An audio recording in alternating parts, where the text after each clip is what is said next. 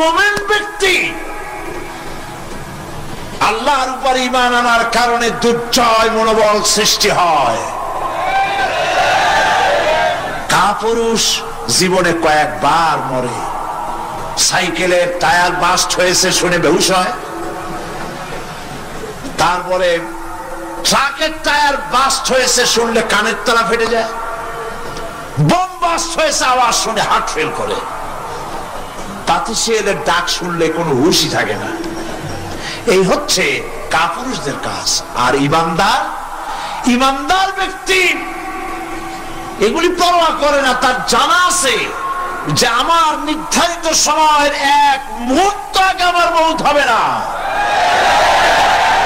তো মউত যখন আমার জন্য অবধারিত, দুনিয়ায় আসছি যখন, মউত যখন হবেই, সেই মউত বিড়ালের মতো হোক তা কি চান? পাতিশিয়ালের মতো হোক তা কি চান? আমি তো বলি যে বিড়ালের মতো 500 বছর বেঁচে থাকার কোনো লাভ নাই, সিংহের মতো 5 মিনিট বাঁচুন। মির্জাফরের মতো 50 বছর বেঁচে থাকায় লাভ নাই, খালিদ বিন ওলীদের মতো, সিরাজউদ্দৌলার মতো বেঁচে থাকুন।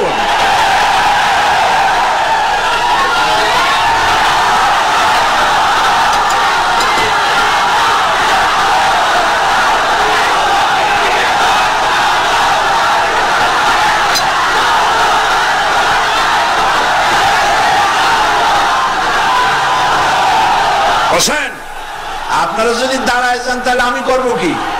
বসেন বসেন। সেই জন্য এই ক্ষণস্থায়ী জীবনকে কেন সেই অনন্ত সুখময় জীবনের জন্য উৎসর্গ করে দেব না, যা আল্লাহর কাছে পাওয়া যাবে কিয়ামতের দিন। দেখেন, মৃত্যু হওয়া উচিত মুসলমানদের, শাহাদাতের মউত হওয়া উচিত। কি মউত হওয়া উচিত? আল্লাহকে আজকে প্রাণ খুলে বলি, আল্লাহ জীবন তো নিবাই, সুতরাং জীবন যখন নিবা, মউতটা শাহাদাতের মউত তুমি আমাদের দান করে দিও। কাপুরুষের মতো মরতে চাই না, শাহাদাতের মউত চাই। সুবহানাল্লাহ বলেন, আমিন বলেন। মুমিন ব্যক্তি তার বড় ফায়দা, সে সাহসী হয়। সুবহানাল্লাহ বলেন। দেখেন, বুখারী শরীফের হাদিস, যুদ্ধের জন্য, বদরের যুদ্ধ, হুজুর সাল্লাল্লাহু আলাইহি ওয়াসাল্লাম সৈন্যদেরকে রিক্রুট করছেন, কিন্তু কথা বলতে গিয়ে রাসূল করিম সাল্লাল্লাহু আলাইহি ওয়াসাল্লাম দাওয়াত দিচ্ছেন, কিন্তু মনে মনে চিন্তাও করছেন যে সামান্য কিছু লোক, অস্ত্রপাতি কম, এই জিহাদের অবস্থাটা তারা কিভাবে নেবে। একজন যুবক সাহাবী দাঁড়ায় গেলেন, তার নাম মিকদাদ রাদিয়াল্লাহু তাআলা আনহু। যুবক, এই পৃথিবীতে যুবকদের ইসলামের সবচাইতে অবদান কাদের? চিল্লায় বলো। যুবকদের অবদান সবচাইতে বেশি। হযরত মিকদাদ রাদিয়াল্লাহু তাআলা আনহু তিনি দাঁড়ায় গেলেন, তিনি বললেন, ইমদি বিনা ইয়া রাসূলুল্লাহ হাইসু মা তাশা। হাদিস, হে রাসূল, আপনি আমাদেরকে নিয়ে চলুন। কত সৈন্য তারা আসতেছে, কত অস্ত্র নিয়ে আসতেছে, এটা আমাদের ভাববার বিষয় নয়। আপনি আমাদের নিয়ে চলুন, হাইসু মা তাশা, আয়ে হাইসু মা আমারাকাল্লাহ। আল্লাহ আপনাকে যেদিকে আমাদের নিয়ে যাইতে কয়, আপনি সেই দিকে আমাদের নিয়ে চলুন। ইন্না লা নাকুলু লাকা কামা ক্বালা বনু ইসরাঈল লিমূসা আলাইহিস সালাম, ইযহাব আনতা ওয়া রাব্বুকা ফাকাতিলা ইন্না হাহুনা কাঈদুন। অর্থাৎ, হে রাসূল, আমরা বনী ইসরাইলের মতো বলবো না। শোনেন, আমরা বনী ইসরাইলের মতো বলবো না যে মুসা, তুমি এবং তোমার আল্লাহ এই দুইজনে গিয়ে ফেরাউনের বিরুদ্ধে যুদ্ধ করো, আমরা যাবো না, আমরা এখানে বসে থাকবো। এই কথা আমরা বলবো না। আমরা মুসা আলাইহিস সালামের উম্মত নই, আমরা মুহাম্মদ সাল্লাল্লাহু আলাইহি ওয়াসাল্লামের উম্মত। বরং আমরা বলবো বাল ইযহাব আনতা ওয়া রাব্বুকা ফাকাতিলা ইন্না মাকুম মুকাতিলুন, বরং আমরা বলবো আপনি চলুন, আমরা আপনার সাথে আল্লাহর হুকুম মাফিক লড়বো, জিহাদ করব। ততক্ষণ পর্যন্ত মা দামাত আইনুম মিন্না তাতাররাফ, যতক্ষণ পর্যন্ত আমাদের চোখের পাতা নড়তে থাকে ততক্ষণ আপনার সাথে থেকে কাফেরের বিরুদ্ধে লড়াই করে যাব। জীবনের পরোয়া তারা করেন নাই, জীবনের পরোয়া করেননি। হুজুর সাল্লাল্লাহু আলাইহি ওয়াসাল্লাম দারুণ ভাবে খুশি হয়ে গেলেন। হুজুর হেজিটেট ফিল করছিলেন যে এই সামান্য কিছু লোক, অস্ত্র নাই, পাতি নাই, এতগুলি লোকের বিরুদ্ধে যুদ্ধ করতে যাবে। যুবকের মুখে এই কথা শুনে হুজুর দারুণ খুশি হলেন। আল্লাহর নবী বললেন, কুমু বিনা ইলা জান্নাতিন জান্নাতুন আরদুহা কারদিস সামাওয়াতি ওয়াল আরদ। ও সাহাবীরা, তোমাদের মনোভাব যখন এই, তোমাদের মানসিকতা যখন এই, চলো আমার সাথে বেহেশতের দিকে, সেই জান্নাতের দিকে যেই জান্নাত আল্লাহর আকাশ আর জমিনের চাইতে অনেক প্রশস্ত। চলো আমার সাথে বেহেশতে, সুবহানাল্লাহ, চলো আমার সাথে জান্নাতে। ফাকামা উমাইর বিন হামাম ওয়া কানা ইয়াকুলু তামার। হযরত উমাইর নামক একজন যুবক দাঁড়ায় গেলেন এবং তিনি হাতে কতগুলি খরমা ছিল, সেই খরমাগুলি তিনি চিবোচ্ছিলেন।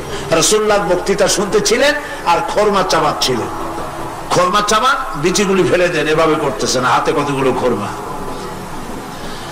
হযরতে উমাইর বলছেন, ওয়াকালা বাখবাখ,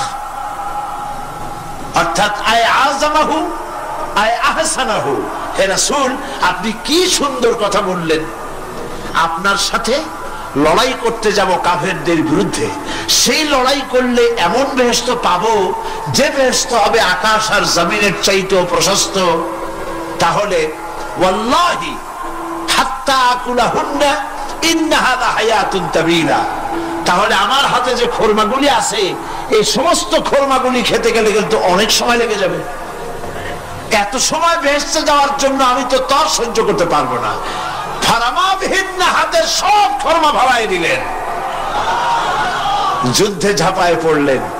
অনেকক্ষণ কাফেরদের বিরুদ্ধে লড়াই করে হযরত উমাইর শাহাদাত বরণ করলেন। রাসূলুল্লাহ তার লাশের কাছে গিয়ে আঙ্গুল দিয়ে ইশারা করে বললেন, ইন্নাকা মিন আহলিহা। উমাইর, তুমি যেই বেহেশতে যাওয়ার জন্য খরমাগুলি খাওয়ার সময় পাচ্ছিলে না, তাড়াতাড়ি করে খরমাগুলি হাত দিয়ে ফেলে দিয়েছিলে, আমি আল্লাহর রাসূল, আমি সাক্ষী দিচ্ছি অবশ্যই আল্লাহ সেই জান্নাত তোমার জন্য অবধারিত। মুমিন ব্যক্তি সে কখনো মৃত্যুর ভয়ে উদ্দেশ্য হাসিল থেকে চুপ করে বসে থাকে না। সে ভয় করে কেবলমাত্র কাকে? সে মৃত্যুর ভয়, মৃত্যু হবেই এবং আমার জন্যে বিশ্বাস রাখতে হবে।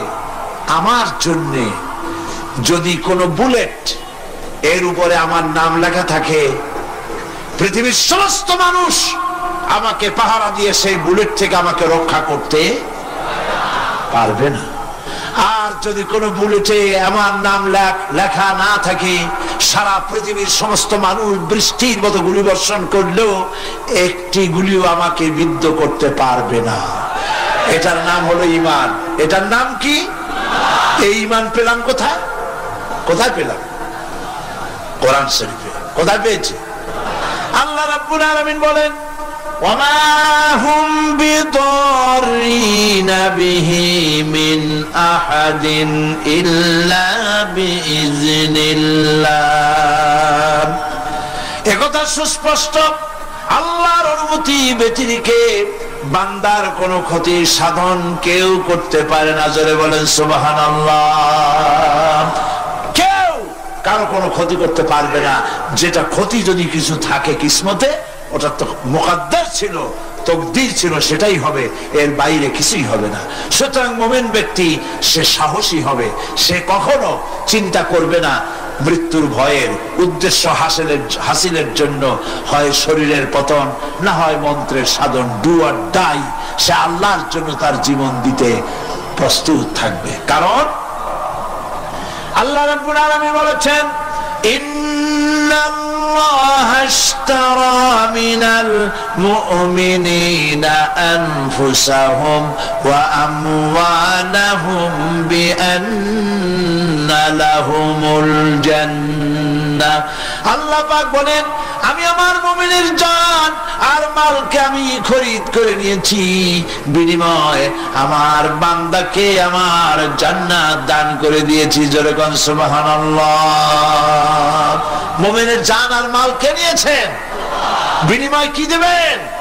জান্নাত দান করে দিবেন। এটা হলো মুমিনদের আল্লাহর প্রতি ঈমান আনার জন্য 3 নম্বরের কোয়ালিটি। 4th নম্বরে আল্লাহর উপর ঈমান আনলে 4 নম্বরের যে ফায়দাটা, সে ফায়দা হচ্ছে আশাবাদ এবং মানসিক প্রশান্তি। আল্লাহর প্রতি একটা নির্ভরতা এবং আশার সৃষ্টি হয়ে যায়, সে কখনো নিরাশ হয় না। কারণ একটা মানুষ পাপ করলো, চুরি করেছে, ডাকাতি করেছে, জেনা করেছে, হত্যা করেছে, শয়তানি করেছে, বদমাশি করেছে, সব করেছে। এখন শয়তান তাকে ওয়াসওয়াসা দিতে পারে। সেই জন্য আল্লাহ রাব্বুল আলামিন বলেছেন, লা তাকনাতু মির রাহমাতিল্লাহ, বান্দারে আমার রহমত থেকে নিরাশ হয়ে যেও না। আল্লাহর রহমত, বান্দা তোমার গুনাহ কতটুকু?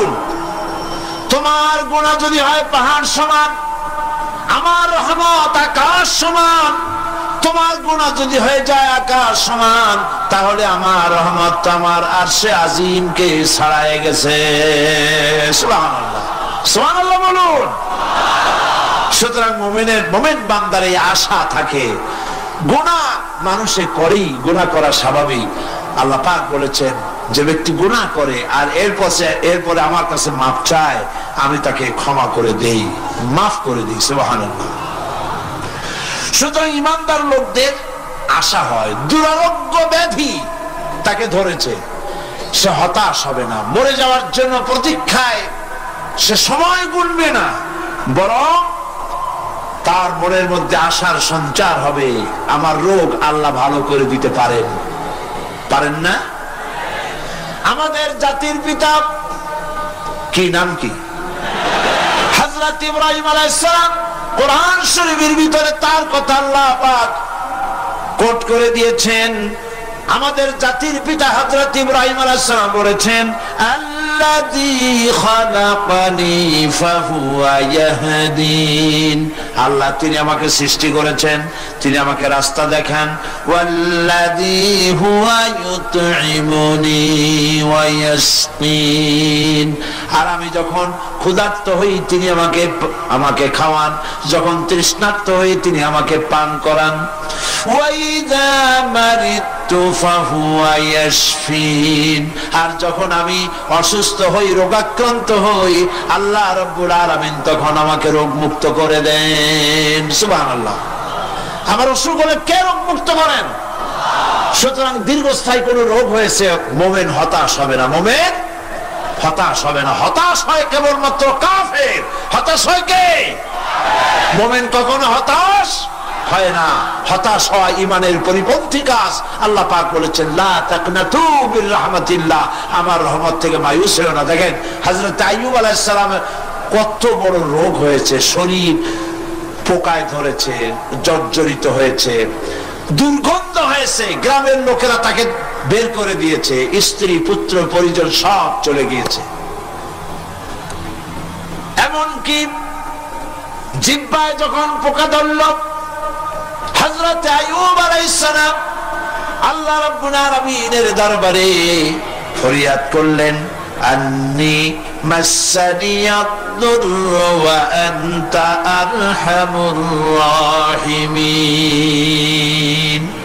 আয় আল্লাহ, আমি অসুস্থ হয়ে পড়েছি, আমি রোগাক্রান্ত হয়েছি, আর তোমার নাম রহমান রহিম, তুমি আমাকে রোগ মুক্ত করো।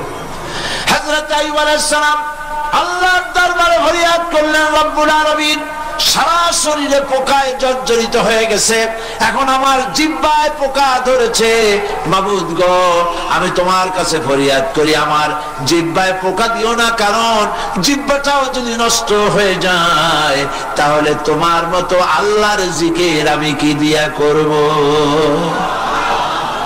হযরত আইয়ুব আলাইহিস সালাম আল্লাহ পাকের কাছে যখন এ ধরনের ফরিয়াদ জানালেন, রব্বুল আলামিন তাকে তার রোগ মুক্ত করে দিলেন, তার স্ত্রী পুত্র সব আল্লাহ রব্বুল আলামিন ফিরাইয়া দিলেন। সুবহানাল্লাহ। সুতরাং মুমিন ব্যক্তি, কোরআন শরীফে সব আছে, কোরআনের মতো শ্রেষ্ঠ ওয়াজের কিতাব পৃথিবীতে আর শুধু বোঝার দরকার। বিপদে যত বড় বিপদ আসুক, কোন বিপদে মুমিন ধৈর্য হারাবে না। হযরত ইয়াকুব আলাইহিস সালামের ছেলে ইউসুফ আলাইহিস সালামকে যখন তিনি হারায় ফেললেন, তিনি অধৈর্য হয়ে গেছিলেন নাকি? অধৈর্য হন নাই। কারণ আমি আমার বক্তৃতার সূচনায় বলেছি, আমরা কল্যাণ বুঝি না, অকল্যাণ বুঝি না। কোন বিপদ আসতে পরে আমরা হয়রান হয়ে যাই, কিন্তু বিপদের মধ্যে কল্যাণ আছে আমরা তা বুঝতে পারি না। কথা বুঝে আসছে? হযরত ইউসুফ আলাইহিস সালামকে কুয়ার ভিতরে ফেলে দেওয়া হলো। 11 ভাই মনে করেছে কুয়ার ভিতরে ফেলে দিয়া ইউসুফ আলাইহিস সালামকে মেরে ফেললাম, কিন্তু তারা বোঝে নাই আসল কামটা কি হয়েছে। এটা তো কুয়া নয়, এটা একটা টানেল, এটা একটা সুড়ঙ্গ। একদিকে কেনান হলো তার এক মুখ, ওই সুড়ঙ্গের এক মুখ হলো কেনানের। কেনান ইউসুফ আলাইহিস সালামকে ফেলে দেওয়া হলো কুয়ার ভিতরে মারার জন্য, কিন্তু আল্লাহ পাকের ইচ্ছা ইউসুফ আলাইহিস সালাম মরবে না। এই টানেলের অপর প্রান্ত মিশরের সিংহাসনের টানেলের এপার দিয়া ইউসুফ আলাইহিস সালামকে ঢুকালেন, অপর প্রান্তে মিশরের সিংহাসনে ইউসুফকে আল্লাহ বসায়া দিলেন। হযরত ইয়াকুব ছেলের জন্য অধৈর্য হলেন না। যখন তিনি খবর পেলেন ছেলে বাঘে খেয়ে ফেলেছে, তিনি তখন বলেছেন, ফাসাবুরুন জামিলুন আসাল্লাহু আইয়াতিয়ানি বিহিম জামিআ ইন্নাহু হুয়াল আলিমুল হাকীম। ফাসাবরুন জামিল, আমি উত্তম ভাবে ধৈর্য ধারণ করলাম এবং আমি বিশ্বাস করি আল্লাহ রাব্বুল আলামিন আমার হারানো সবকিছু আমাকে ফিরাই দিবেন। বহু বছর পর যখন হযরত ইউসুফ আলাইহিস সালাম প্রেসিডেন্ট হয়েছেন মিশরের, 11 ভাই গেল সেখানে সাহায্য আনার জন্য। সেই ঘটনা তো শোনাবো না, এমনি বলে যাচ্ছি। এরপরে তিনি তাদেরকে পরিচয় দিলেন, ওরা ভয় পেয়ে গেল। তিনি বললেন, ভয়ের কোনো কারণ নাই, লা তাসরিবা আলাইকুমুল ইয়াউম, আজকে আমি কোনো প্রতিশোধ তোমাদের নেব না। সুবহানাল্লাহ। এর নাম পয়গম্বর, এর নাম কি? আল্লাহর নবী। আমি আজকে কোনো প্রতিশোধ তোমাদের নেব না, তোমরা যাও। পিতার অবস্থা তিনি জানলেন, কাঁদতে কাঁদতে পিতার চোখ দুটো নষ্ট হয়ে গেছে। ইয়াকুব আলাইহিস সালাম, হযরত ইউসুফ আলাইহিস সালাম বললেন, যাও। নিজের জামাটা খুললেন, গায়ের জামা খুলে বললেন, ভাইরা আমার এই জামা নিয়ে যাও, আর আমার আব্বার চোখের উপরে এই জামাটা রেখে দিও। ছেলেরা যখন হযরত ইউসুফ আলাইহিস সালামের জামা নিয়ে মিশর থেকে রওনা করেছে, গল্প নয়, উপন্যাস নয়, আল্লাহ পাক কোরআন শরীফে সূরা ইউসুফে বলেছেন, জামা নিয়ে মিশর থেকে রওনা করেছেন। কোথায় মিশর আর কোথায় কেনান? কেনানে বসে হযরত ইয়াকুব আলাইহিস সালাম বলছেন, তোমরা যদি আমাকে মতিভ্রম পাগল যদি মনে না করো, তাহলে একটা কথা বলি, আমার নাকে এখন আমি ইউসুফের গন্ধ পেতেছি। তোমরা যদি আমাকে মতিভ্রম না করো, তাহলে আমি বলি আমি কিন্তু ইউসুফের গন্ধ পেতেছি। সুবহানাল্লাহ। হযরত ইউসুফ আলাইহিস সালামের জামা এনে ভাইরা যখন হযরত ইউসুফের চোখের উপরে রেখে দিলেন, হযরত ইয়াকুবের দুটো চোখ সাথে সাথে আল্লাহ ভালো করে দিলেন। ফাসাবরুন জামিল, ধৈর্য ধরো। ইমানদার ব্যক্তি আশার উপরে তার জীবন বাঁচে, কারণ যত বড় বিপদ আসুক না কেন আশ্রয় পাওয়ার একটা জায়গা আছে, তার নাম হলো আল্লাহ। নাম কি? বলেন আল্লাহ। সবাই বলেন আল্লাহ আল্লাহ আল্লাহ আল্লাহ। হযরত ইউনূস আলাইহিস সালাম মাছটাকে গিলে ফেলে দিল, মাছটাকে গিলে মাটির অতল তলদেশে চলে গেছে। এত বড় বিপদ পৃথিবীর কোন মানুষের হতে পারে নাকি? বলেন, কি বলেন? মাছের পেটের ভিতরে জানালা নাই, দরজা নাই, বেরোবার কোনো পথ নাই, মাছ গেছে পানির অতল তলদেশ। আল্লাহ পাক কোরআন শরীফের ভিতরে মানুষকে শোনান, আল্লাহ ওয়াজ করছেন, সুবহানাল্লাহ বলেন। আল্লাহ পৃথিবীর মানুষকে ওয়াজ করছেন, দুনিয়ার মানুষকে শোনান। আমার ইউনূস তো ধৈর্য হারা হয় নাই। ওয়াযান্নুন ইয যাহাবা মুগাদিবান ফাযান্না আন লান নাকদিরা আলাইহি ফানাদা ফিয যুলুমাতি আন লা ইলাহা ইল্লা আনতা সুবহানাকা ইন্নী কুনতু মিনাজ জালিমিন। ফানাদা ফিয যুলুমাত, জামায়ে কাসীর, ত্রিবিধ অন্ধকারের ভেতর থেকে হযরত ইউনূস আলাইহিস সালাম চিৎকার মারলেন। মাছের পেটের অন্ধকার, পানির অন্ধকার, রাতের অন্ধকার, ত্রিবিধ অন্ধকারের ভেতর দিয়ে মাছের পেটের মধ্য দিয়ে ইউনূস আলাইহিস সালাম চিৎকার মারলেন। অধৈর্য হন নাই, হাত ফেল করেন নাই। তিনি বলছেন, পড়েন আমার সাথে, লা ইলাহা ইল্লা আনতা সুবহানাকা ইন্নী কুনতু মিনাজ জালিমিন। তুমি ছাড়া কোনো ইলাহ নাই, কোনো উপাস্য নাই, মাবুদ নাই। তোমার পবিত্রতা ঘোষণা করছি, আমি জালিমদের অন্তর্ভুক্ত হয়ে গেছি। ইউনূস আলাইহিস সালাম যখন কাঁদতেছিলেন, আল্লাহ রাব্বুল আলামিন সেই কান্না শুনেছিলেন কিনা? বলেন, শুনছিলেন কিনা? শুনতে পেয়েছিলেন কিনা? পানির ভিতরে কেউ শোনে নাই, মাছের পেটের ভিতরে ইউনূস আলাইহিস সালাম কিভাবে চিৎকার করছেন, মাছের পেটের ভিতরের আওয়াজ পানির ভিতরে কেউ শোনে নাই, জমিনে কেউ শোনে নাই, অন্তরিক্ষে কেউ শোনে নাই, সাত আকাশের ভিতরে কেউ শোনে নাই, কিন্তু আরশে আজিমের মালিক আল্লাহ রাব্বুল আলামিন শুনতে পেয়েছেন। সঙ্গে সঙ্গে রব্বুল আলামিন জবাব দিলেন, ফাস্তাজাবনা লাহু ওয়া নাজ্জাইনাহু মিনাল গাম্মি ওয়া কাযালিকা নুনজিল মুমিনিন। পড়েন, ফাস্তাজাবনা লাহু ওয়া নাজ্জাইনাহু মিনাল গাম্মি ওয়া কাযালিকা নুনজিল মুমিনিন। আমি ইউনূসের ডাকের জবাব দিলাম। কে বলতেছেন? বড় করে বলেন, কে বলছে? আল্লাহ, সুবহানাল্লাহ। আপনারা কি ভয় পাইছেন? ভয় পেয়েছে মুসলমান? আল্লাহ রাব্বুল আলামিন বলেন, আমি আমার ইউনূসের ডাকের জবাব দিলাম। শুধু জবাব দেই নাই, আমি ইউনূসকে তার মাছের পেটের ভিতর থেকে বাঁচাই দিলাম। মাছের পেটের মধ্যে বেদনা শুরু হয়ে গেল, এমন বেদনা হয়েছে মাছ এখন বমি না করে পারে না।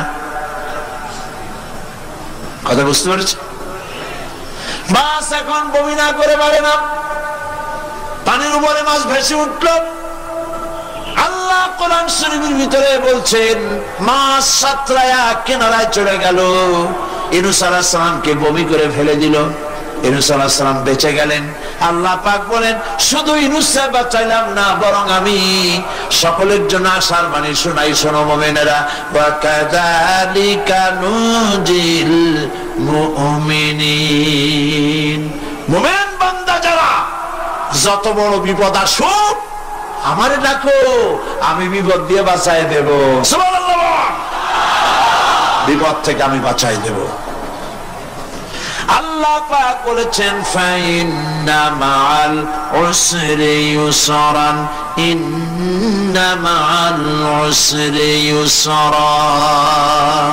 জেনে রাখো, দুঃখ এবং কষ্টের পরে রয়েছে সুযোগ সুবিধা, আর অসচ্ছলতার সাথে রয়েছে উদার সচ্ছলতা। যত বড় বিপদ আসছে, এই বিপদের পরে আল্লাহ পাক তার গোলামদের উপরে রহমত নাজিল করবেন ইনশাআল্লাহ। সুতরাং ঈমানদার লোকেরা, তাদেরকে আল্লাহ পাক বলছেন কোনো ভয় নাই, কোনো চিন্তা নাই, যত বড় বিপদে পড়ো আমারে ডাকো, আমি ডাকের সাড়া দিয়ে দেব। সবাই আল্লাহরে ডাকেন, সুবহানাল্লাহ ওয়ালহামদুলিল্লাহ লা ইলাহা ইল্লাল্লাহ। জোরে পড়েন সুবহানাল্লাহ ওয়ালহামদুলিল্লাহ লা ইলাহা ইল্লাল্লাহ, সুবহানাল্লাহ ওয়ালহামদুলিল্লাহ।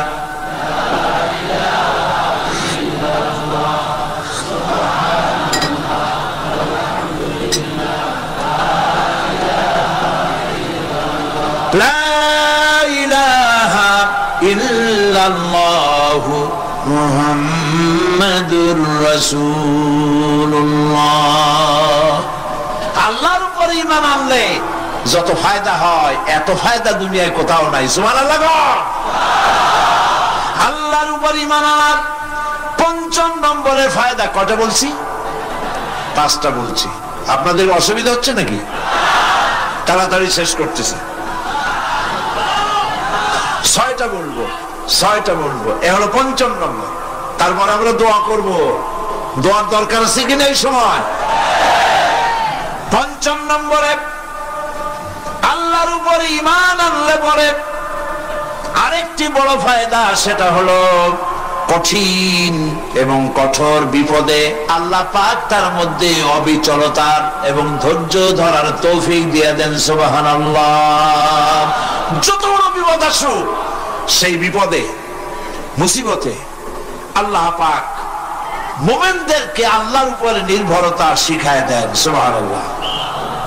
কারণ মুমিনদের জানা আছে যে ঈমানদারদের বিপদ নতুন কিছু নয়, একেবারে আদম আলাইহিস সালাম থেকে শুরু হয়ে আসছে, ঠিক কিনা? আদম আলাইহিস সালাম বিপদ হয় নাই? আদম আলাইহিস সালাম বিপদ কি? শয়তান। তার বিপদ কি? শয়তান ছিল বিপদ। প্রত্যেক নবীর সময় মানুষের নবীদের কষ্ট দিছে, দেয় নাই? বিশ্বকবি ইকবাল বলেছেন, সতীজা কা রহা হ্যায় আজল সে তা ইমরোজ, সতীজা কা রহা হ্যায় আজল সে তা ইমরোজ, চরাগে মুস্তফা বি সে শরারে বুলহবিস। আবামান কাল থেকে শুরু করে মুহাম্মদ সাল্লাল্লাহু আলাইহি ওয়াসাল্লামের চিরাগকে, নূরকে, ঈমানকে, ইসলামকে নিভায়ে দেওয়ার জন্য আবু জাহেলের গোষ্ঠীরা চিরকাল চেষ্টা করেছে। সব চেষ্টা কর্পূরের মতো উড়ে গেছে, মুহাম্মদ সাল্লাল্লাহু আলাইহি ওয়াসাল্লামের চিরাগ টিম টিম করে জ্বলতে রয়েছে। আল্লাহ পাক বলছেন, يريدون أن يطفئوا نور الله بأفواههم والله متم نوره ولو كره الكافرون। ওরা চায় মুখের ফু দিয়া, কারা? কাফেরেরা। ইসলাম সহ্য করতে পারে না যারা, ওরা চায় মুখের ফু দিয়া আমার আলোটাকে নির্বাপিত করে দেবে। আল্লাহ পাক বলেন, ওয়াল্লাহু মুতিম্মু নূরি, আমি আমার নূরকে পূর্ণতা দান করব, তাতে কাফির বেঈমানদের মনের ভিতরে যত জ্বালা হোক, যন্ত্রণা হোক, ওদের কলজা যত পুরুক, ইসলাম তার বিজয় পতাকা নিয়ে উঠবে, কেউ ঠেকাতে পারবে না। আল্লাহ রাব্বুল আলামিন, আল্লাহ পাক বলছেন, وَكَذَلِكَ جَعَلْنَا لِكُلِّ نَبِيٍّ عَدُوًّا مِنَ الْمُجْرِمِينَ। আর এমনি করে আমি সকল নবীর শত্রু বানিয়েছি সব পাপিষ্ঠ অপরাধ প্রবণ লোকদের। শুনছেন কথা? শোনেন নাই?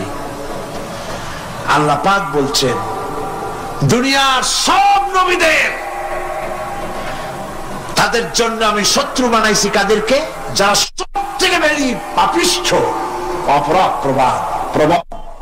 এরা হচ্ছে নবীর দুশমন। এরা সব নবীদের সাথে দুশমনি করেছে। আজও দেশের আলেমদের সাথে দুশমনি করে সবচাইতে বড় পাপিষ্ঠরা।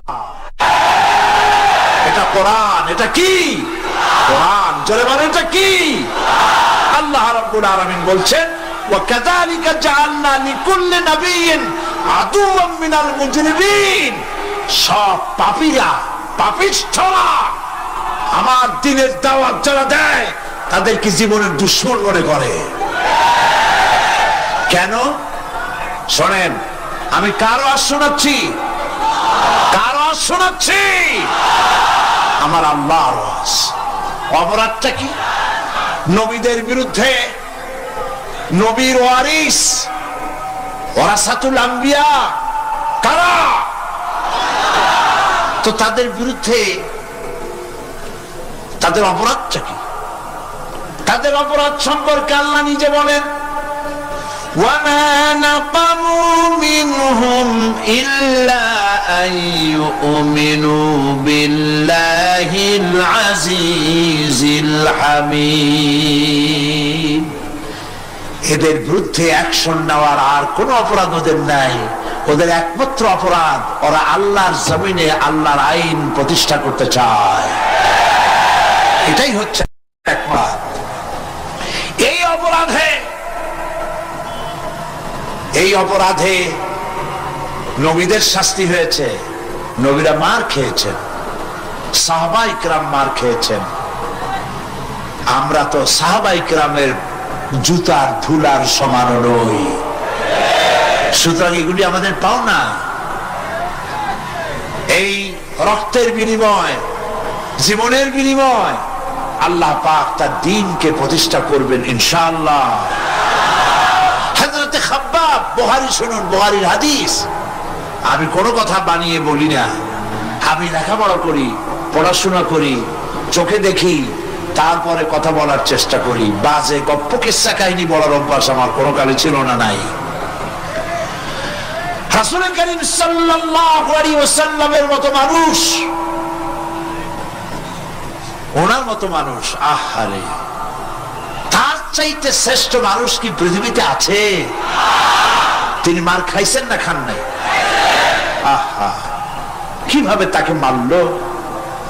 গলায় চাদর দিয়ে পেঁচাইয়া আছাড় মেরে ফেলে দিয়ে তারপরে তাকে প্রহার করা হয়েছে। আবু জাহেল মেরেছে, বেহুশ হয়ে গেছেন হুজুর। হযরত হামজা তখনও কাফের ছিলেন। শিকার থেকে ফিরে এসে মুহাম্মদ সাল্লাল্লাহু আলাইহি ওয়াসাল্লামের অবস্থা দেখে পায়ের রক্ত মাথায় উঠে গেছে।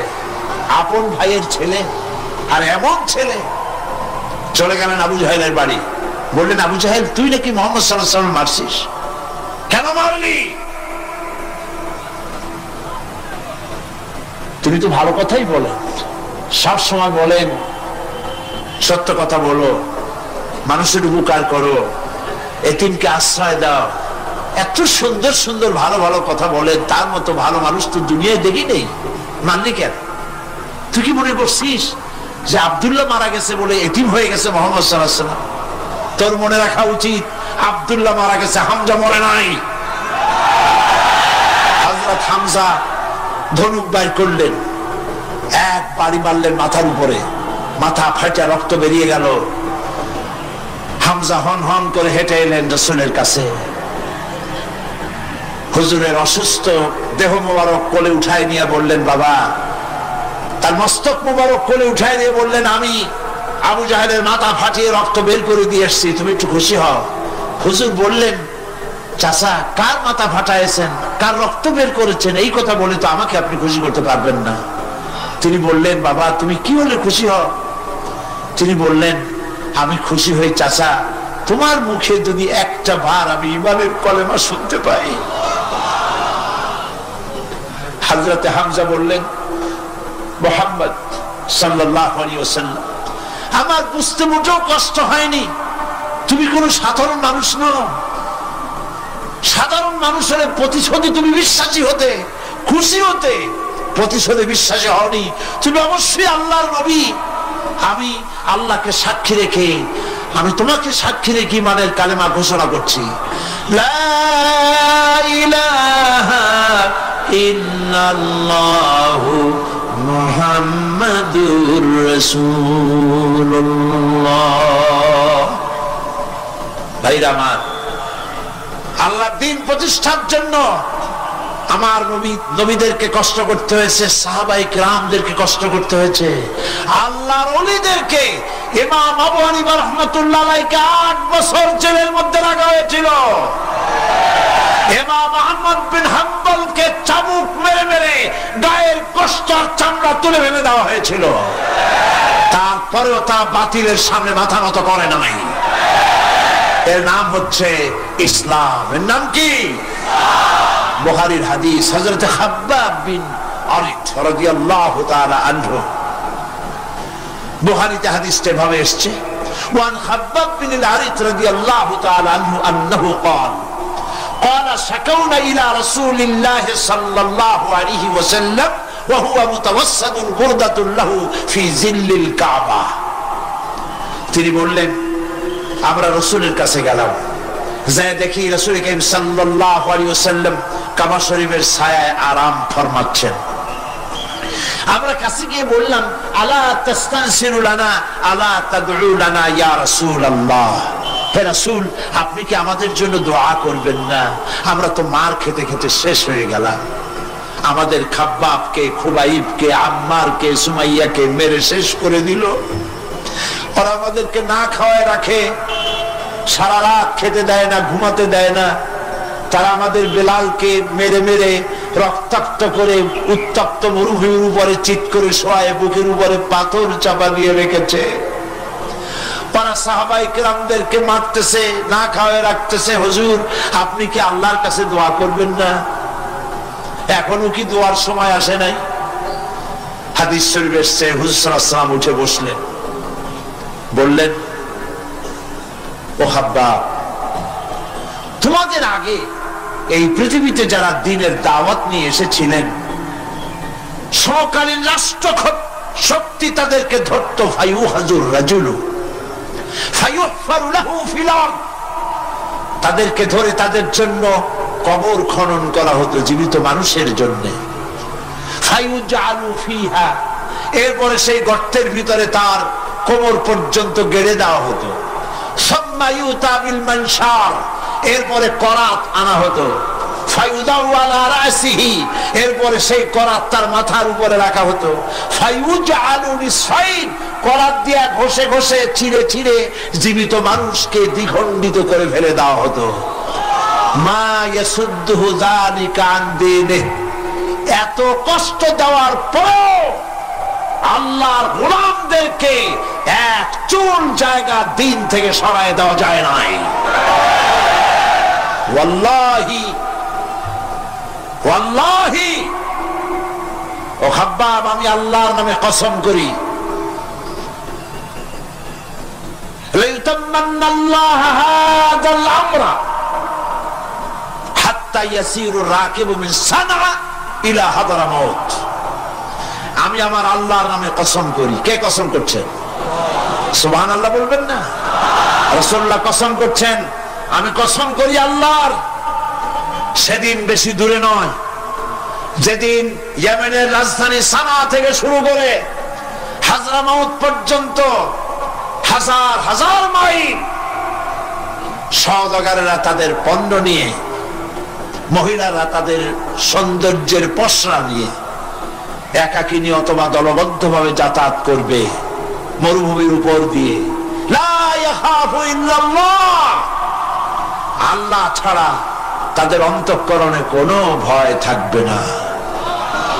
ওয়ালাকিন্নাকুম তাস্তাজিলুন, তোমরা বড্ড তাড়াহুড়ো করছো, অপেক্ষা করো, সেরকম সময় আসবে।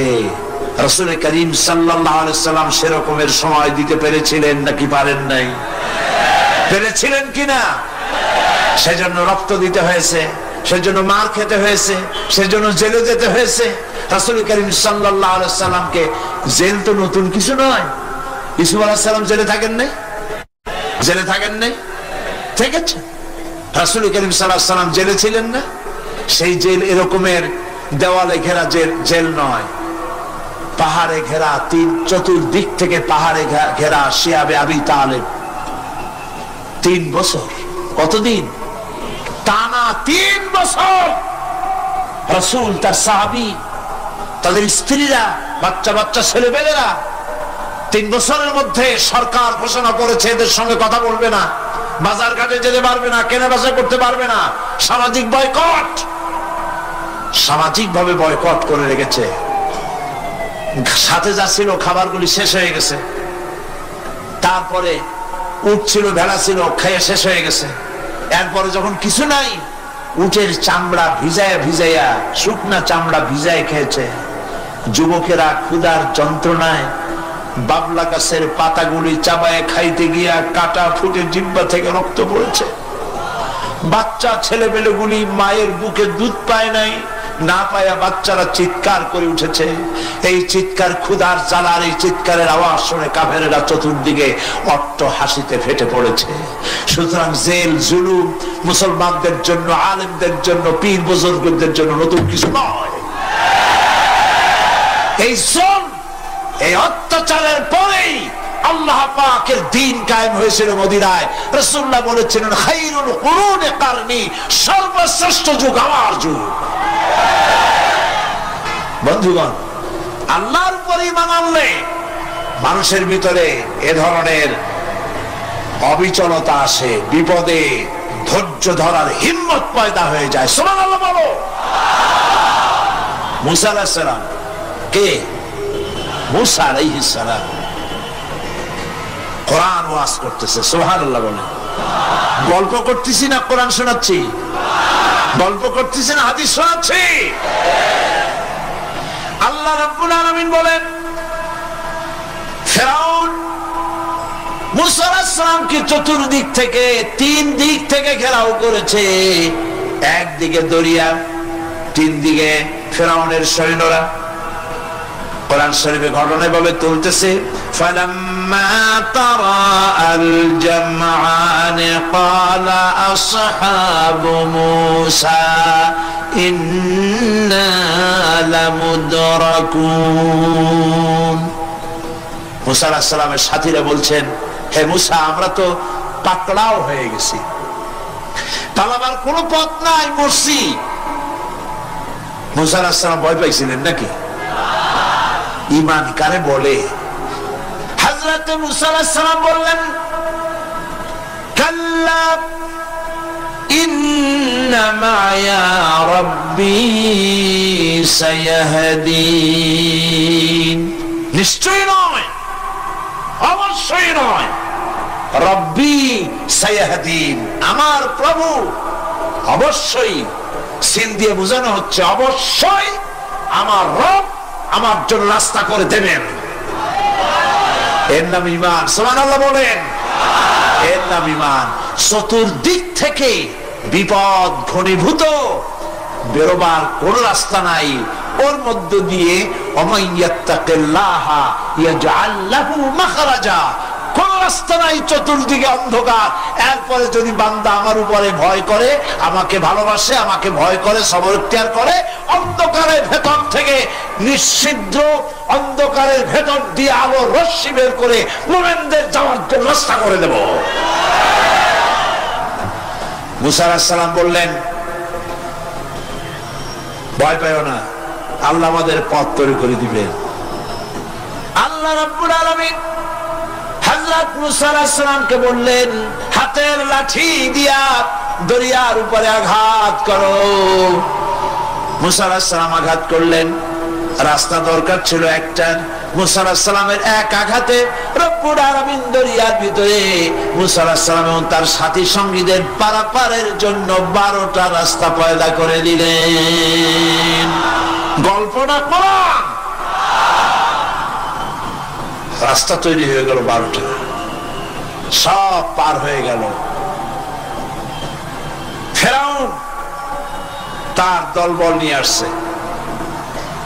আল্লাহ রাব্বুল আলামিন বলেন, وَأَنْجَيْنَا مُوسَى وَمَن مَّعَهُ أَجْمَعِينَ ثُمَّ أَغْرَقْنَا الْآخَرِينَ।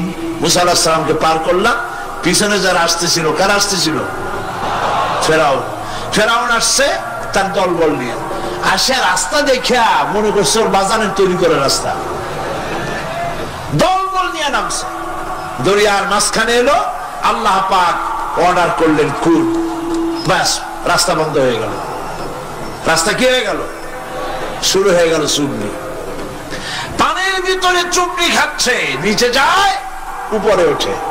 পানি খাইতে খাইতে প্যাক পোটকা মাছের মতো এরকম মোটা হয়ে গেছে। ডুবি ডুবি সব মরছে। এখন ফেরাউন একা, কেউ নাই। ফেরাউন একা। ফেরাউন পানির ভিতরে চুবনি খেতে খেতে তুফানের ভিতর থেকে নাক একটু জাগায় আর বলে, আমানতু আন্নাহু লা ইলাহা ইল্লাল্লাযী আমানাত বিহি বানু ইসরাঈল। ও আল্লাহ, তুমি ছাড়া কোনো ইলাহ নাই। আমি ঈমান আনলাম ওই আল্লাহর উপরে। বনি ইসরাঈল ঈমান আনছে যার উপরে। কাজী বনি ইসরাঈলদের পার করে দিয়েছো, আমারও পার করো। আল্লাহ তুমি রক্ষা করো। আমি তো মুসলমান। ওয়া আনা মিনাল মুসলিমিন। আমি তো মুসলমান, কলেমা পড়লাম, তারপরও যুবক কেন? আল্লাহ রাব্বুল আলামিন বলেন, আল আন, এখন وَقَدْ عَصَيْتَ قَبْلُ وَكُنْتَ مِنَ الْمُفْسِدِينَ। এখন ঈমান আনতেছ, আর এর পূর্বে আমার দ্বীন যারা জমিনে প্রতিষ্ঠিত করতে চেয়েছে তাদেরকে জেল দিয়েছো, জুলুম করেছো, অত্যাচার করেছো। আজ তোমাকে ছাড়বো না। তোমাকে শুধু মারবই না, আলিয়াউমা নুনাজ্জিকা বিবাদানিক, আলিয়াউমা নুনাজ্জিকা বিবাদানিক। আমি তোরে শুধু মারবই না। কে বলতেছেন? জোরে বলেন, কে বলতেছেন? আমি তোরে শুধু মারবই না, আলিয়াউমা নুনাজ্জিকা বিবাদানিক, আমি তোর শরীরটারে বাঁচায় দেব। তোর শরীর পানিতে পচবে না, পোকায় খাবে না, মাটিতে পচাবে না। তোরে আমি শুটকি বানায় রাখবো। কিয়ামত পর্যন্ত দুনিয়ায় যত ফেরাউন আর ফেরাউনের বাচ্চারা আসে, তোরে দেখে যেন তারা ইতিহাস স্মরণ করে। আল্লাহ রাব্বুল আলামিন কোরআনে কারীমের মধ্যে পরিষ্কার করে মানুষদেরকে বুঝায় দিয়েছেন, আল্লাহর উপর ঈমান আনলে পরে তার হিম্মত বেড়ে যায়, মনের বল বেড়ে যায়। সুবহানাল্লাহ। হযরত রাসূল করিম সাল্লাল্লাহু আলাইহি ওয়াসাল্লাম কাফের বেঈমানেরা চতুর্দিক থেকে বাড়ি ঘেরাও করে রেখেছে, পালাবার কোনো পথ নাই। ঘুমেছিলেন তিনি। জিবরাইল এসে বলেন, ইয়া রাসূলুল্লাহ, ঘুমের থেকে জাগুন, আল্লাহ আপনাকে সালাম বলেছেন আর আপনাকে হিজরত করার জন্য মদিনায় আল্লাহর অর্ডার করেছেন। বাড়ির চতুর্দিকে কাফেররা তরবারি নিয়ে দাঁড়ানো। নবীজি ঘুমের থেকে জেগে হযরত আলীকে ডেকে বলেন, আলী, আমার বিছানায় আমার চাদর মুড়ি দিয়া ঘুমায় থাকো। আল্লাহ আমাকে অর্ডার করেছেন, আমি মদিনায় চললাম। হযরত আলী হুজুরের দিকে তাকায় বলেন, ইয়া রাসূলুল্লাহ, আপনার বিছানায় আপনার চাদর মুড়ি দিয়ে আমি ঘুমায় থাকবো, সকালবেলায় কাফের বেঈমানেরা এই ঘরের মধ্যে প্রবেশ করে আপনার কম্বলের নিচে আমারে দেখে তারা মোহাম্মদ মনে করে আমারই তারা কেটে কেটে টুকরা টুকরা করে দেবে। আমার কোনো আপত্তি নাই, কোনো ভয় নেই, কোনো চিন্তা নাই, কোনো দুঃখ নাই, বরং আমার মনের মধ্যে এটাই তৃপ্তি হবে যে আমি আলীর জীবনের বিনিময়ে আল্লাহর নবী দুনিয়ায় বেঁচে থাকেন। নবীজি ঘরের থেকে বেরোলেন, চতুর্দিকে দেখেন কাফের বেঈমানেরা দাঁড়ানো, শত শত কাফের, হাতে তরবারি। হুজুর সাল্লাল্লাহু আলাইহি ওয়াসাল্লাম এক মুষ্টি বালু হাতে নিলেন, এক মুঠো বালু হাতে নিয়ে ফু দিয়া বালুগুলো ছেড়ে দিলেন। ঘরের চতুর্দিকে যত কাফের ছিল সবগুলির চোখের মধ্যে বালি ঢুকে গেছে। চোখের মধ্যে যদি বালি ঢোকে তাহলে কি মজা লাগে না? দুই হাত দিয়া সমানে ঘষা শুরু করছে কাফেরেরা, দুই চোখ আঙ্গুল দিয়া ঘষাঘষি করছে। এই ফাঁক দিয়া নবীজি বেরিয়ে গেলেন, একটা কাফেরও দেখে নাই নবী কোথায় গেলে।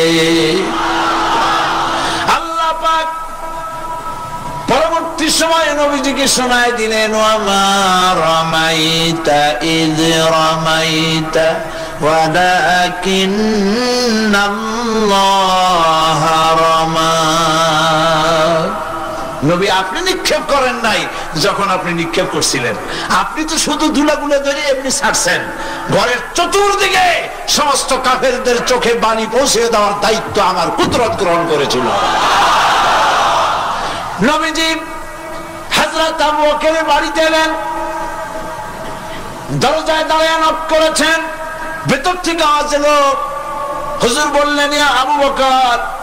হযরত আবু বকর পিছন থেকে দরজার মধ্য থেকে ঘরের মধ্য থেকে দাওয়াত দিলেন, লাব্বাইকা ওয়া সাদাইকা ইয়া রাসূলুল্লাহ। হুজুর প্রশ্ন করলেন, আবু বকর, গভীর রাতে জিবরাইল আমারে ঘুম থেকে জাগাইলো, তোমারে জাগাইলো কে? এক ডাকে উঠলা কেমনে? হযরত আবু বকর বলেন, ইয়া রাসূলুল্লাহ, আপনি আমারে নিয়ে হিজরত করবেন বলেছিলেন, আমি চিন্তা করেছি না জানি কত রাত্রে নবীজি আসেন, আর আমার দরজায় দাঁড়ায়া নবীজি আমারে ডাকবেন, আমি থাকবো শুইয়া, বেয়াদবি হয়ে যাবে। এই জন্য বিছানায় না ঘুমায়া আপনার পবিত্র জবানের ডাক শোনার জন্য এত রাত ধরে এই দরজার সঙ্গে দাঁড়ায়া দাঁড়ায়া ঘুমাইতেছিলাম। নবীজি হযরত আবু বকর রাদিয়াল্লাহু তাআলা আনহুকে সঙ্গে করে নিয়া মদিনার পথ পরিহার করে মেসফালার মধ্য দিয়ে যারা হজে গেছেন দেখে আসছেন, মেসফালা জাবালে কেদোয়া, মেসফালার উপর দিয়া জাবালে কেদোয়ার উপর দিয়া আরো একটা পাহাড় পাড়ি দিয়া জাবালে সুরে চড়ে গেলেন। সন্ধ্যা হয়ে গেল, ফজর হয়ে কি বলে ফজরের রক্ত হয়ে গেল। হযরত আবু বকর বলেন, ইয়া রাসূলুল্লাহ, পালাবার উপায় নাই, ধরা পড়ে যাব, তাড়াতাড়ি চলেন গুহার মধ্যে ঢুকি। তবে পাহাড়ে গুহা, সাপ থাকতে পারে, বিচ্ছু থাকতে পারে, আমি আগে ঢুকি, কোন বিপদ হয় আমার উপরে হয়ে যাক, আল্লাহর নবী সুস্থ থাকুক। হযরত আবু বকর কি মহব্বত, নিজের জীবনের চাইতে রাসূলের মহব্বত বেশি, সুবহানাল্লাহ। এই জন্য নবীজি বলেছেন, ও আমার সাহাবীরা, तमाम পৃথিবীর সমস্ত মুমিনের ঈমান যদি এক পাল্লায় রাখা হয় আর একা আবু বকরের ঈমানটা যদি আরেক পাল্লায় রাখা হয়, তোমরা দেখতে পাবে तमाम পৃথিবীর মুমিনের ঈমানের তুলনায় একা আবু বকরের ঈমানের পাল্লাটা ভারী হয়ে গেছে।